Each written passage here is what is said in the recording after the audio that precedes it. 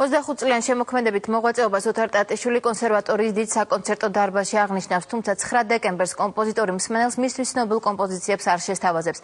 საღამოზე პირველად საჯაროდ მუსიკოსის კლასიკური ნაწარმოებები აჟღერდება. ოპერისა და ბალეტის სიმფონიური ორკესტრი კომპოზიტორ ოთარ ტატიშვილის საიუბილეო საღამოსთვის ემზადება. უკვე ცნობილია, რომ კონცერტისთვის მთელი რეპერტუარი მხოლოდ ავტორის მიერ შექმნილ ნაწარმოებებს დაეთმობა. მაგრამ საღამოს მთავარი ინტრიგა მისი პროგრამაა. საიუბილეო კონცერტზე ავტორის ყველა ნაწარმოები პირველად შესრულდება. ეს იქნება კონცერტი პრემიერა.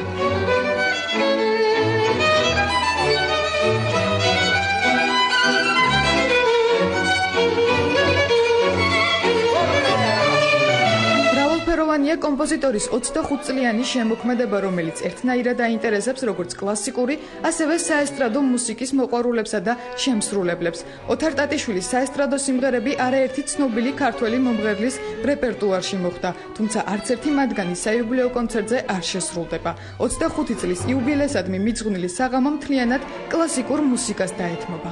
სიმფონიური მუსიკა საერთოდ არის მწვერვალი ინტელექტუალური მუსიკალური აზროვნების და ეს შედის ძალიან დიდი გამოცდა.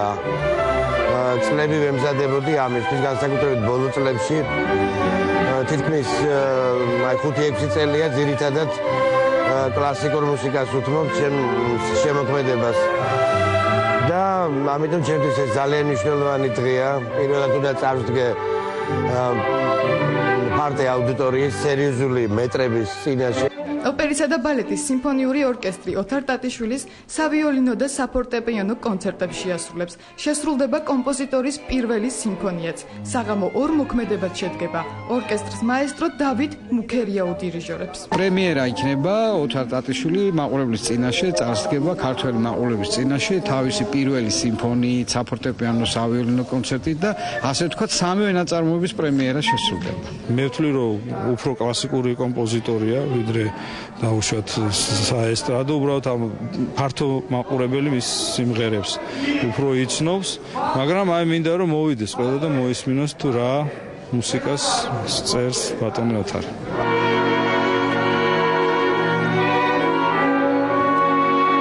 ჩამშვიდი ცოტა დატოვე. კომპოზიტორ ოთარ ტატიშვილის საიუბილეო საღამოს 9 დეკემბერს კონსერვატორიის დიდი საკონცერტო დარბაზი უმასპინძლებს.